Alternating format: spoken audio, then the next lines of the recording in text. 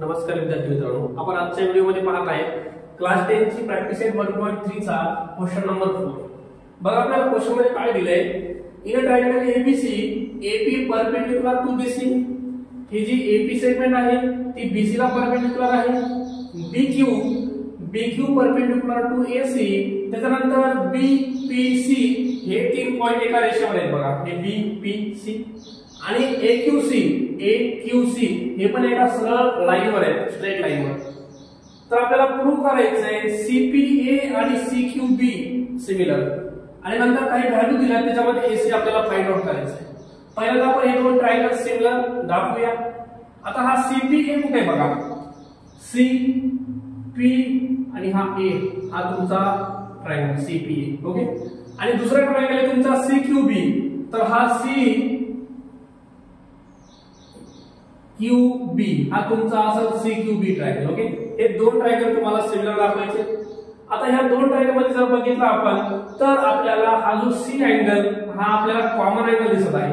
दोन्ही ट्रायंगल मध्ये C angle आहे.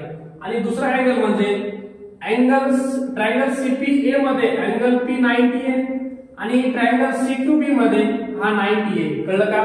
दोन ट्रायंगल इक्वल येत आहेत. जर दिलेल्या दोन ट्रायंगल मध्ये दोन अँगल इक्वल येत असतील तर हे दोन ट्रायंगल आपल्याला अँगल टेस्टला सिमिलर दाखवता येईल.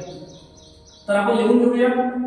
पहिला याचा आपल्याला इन ट्रायंगल, पहिला ट्रायंगल आहे आपला CPA अँड दुसरा ट्रायंगल आहे आपला ट्रायंगल CQB. ओके. या दोन ट्रायंगल मध्ये आपल्याला काय काय इक्वल भेटलं? पहिल्यांदा अँगल इक्वल भेटला. अँगल हे बघा, अँगल CPA आणि अँगल CQB 90 डिग्रीचा आहे. Angle CPA congruent to angle CQB. याचा रिझन येणार आहे each 90 डिग्री. ओके. त्याच्यानंतर दुसरा अँगल आहे. आता अँगल लिहिताना व्यवस्थित करस्पॉन्डेन्स ठेवा. आता C अँगल घ्यायचा आपल्याला, तर मी काय करतोय, अँगल PCA घेतोय किंवा ACP घेतलं तरी चालते. बघा मी PCA घेतला, हा PCA घेतला, ट्रायंगल CPA मधला PCA घेतला. तर दुसरा जो आहे ह्याला कॉन्ग्रुएंट आहे. बघा PCA म्हणजे P पासून C कडे आलो नंतर A कडे गेलो, तसंच Q पासून C कडे या नंतर B कडे जा, म्हणजे अँगल QCB. ओके. ह्याचा रिझन आहे आपला कॉमन अँगल.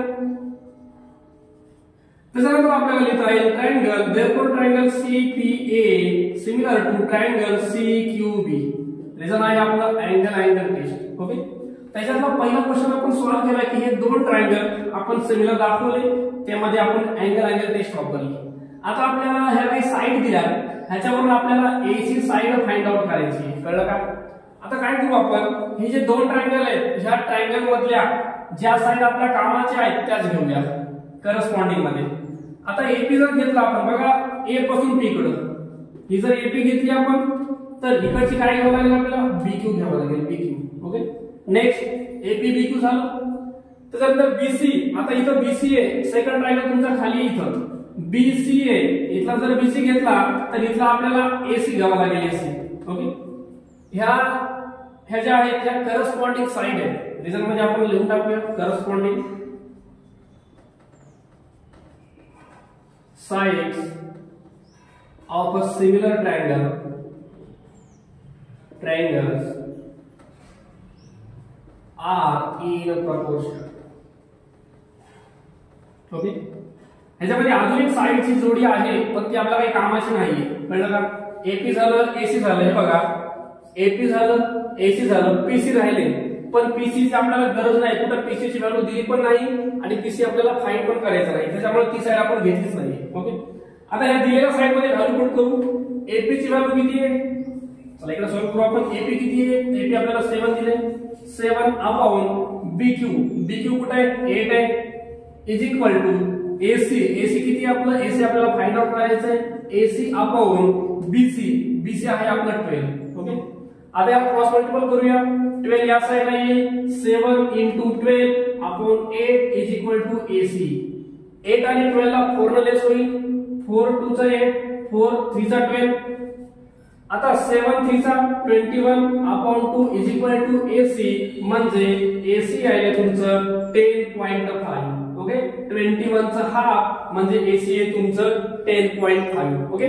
अशा प्रकारे हा क्वेश्चन आपल्याला सॉल्व्ह करायचा होता। ह्याच्यामध्ये करस्पॉन्डिंग साईड ह्या थोड्या व्यवस्थित काढायच्यात आपल्याला। जर इथे एपी घेतला आपण तर इथं आपल्याला बीक्यू घ्यावं लागणार आहे। नंतर इथं एसी घेतलं बघा ए आणि सी तर इथं बीसी घ्यावं लागेल। ओके, अशा प्रकारे करस्पॉन्डिंग व्यवस्थित ठेवा, याच्यामध्ये मग काही चुकणार नाही तुमचं। ओके।